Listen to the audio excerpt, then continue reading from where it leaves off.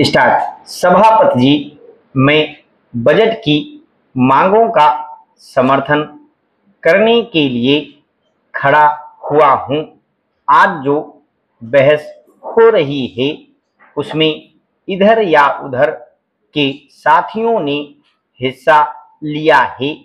सबने एक स्वर से रेलवे मंत्रालय के इस बजट का समर्थन किया है और रेलवे मंत्री और उनके साथियों को धन्यवाद दिया है।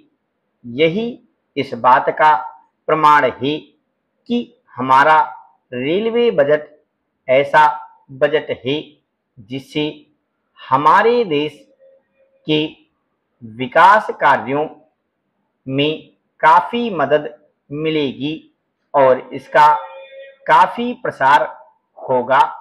रेलवे बोर्ड के बारे में मांगों की जो सबसे पहली मद रखी गई है उसके बारे में मैं कुछ कहना चाहता हूं। भारतीय रेलवे अधिनियम में बहुत बार संशोधन किया गया है। अगर सही तरीके से देखा जाए तो यह बात साफ नहीं हो पाती कि इसमें रेल मंत्री, रेल मंत्रालय और रेलवे बोर्ड के अध्यक्ष की क्या-क्या शक्तियां हैं। जब रेल मंत्री मौजूद हों तो यह बात समझ में नहीं आती कि रेलवे बोर्ड के अध्यक्ष के पद की क्या महत्ता है।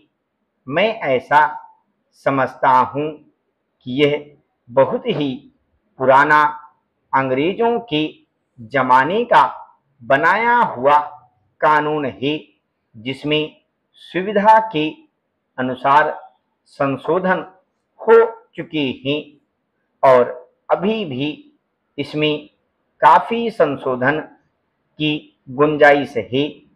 मैं मंत्री महोदय से निवेदन करता हूं कि भारतीय रेलवे अधिनियम की सारी धाराओं पर पूरे तरीके से विचार होना चाहिए जिससे कि इसको मजबूत बनाया जाए। प्रशासन और वित्तीय दृष्टि से इसको मजबूत बनाएं। इसमें ऐसा परिवर्तन किया जाए जिससे रेलवे का काम सुचारू रूप से चल सके और सहयोग की भावना से सारे विभाग में काम हो सके। कानून की दृष्टि से भी इस रेलवे अधिनियम में संशोधन की जरूरत है और मुझे आशा है कि माननीय मंत्री जी इस पर जरूर ध्यान देंगे और इस पर चंद शब्द कहेंगे जिससे देश को मालूम हो सके कि भारतीय रेलवे अधिनियम के बारे में क्या नीति अपनाई जा रही है।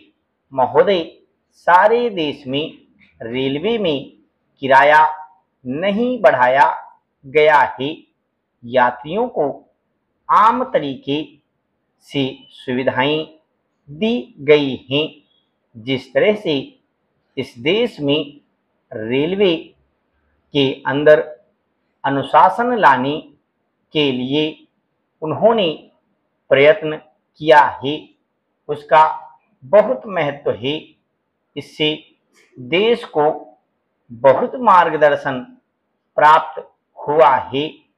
हमें आशा और विश्वास है कि मंत्री महोदय के नेतृत्व में रेलवे का काम और अधिक कुशलता और तेज गति से आगे बढ़ेगा।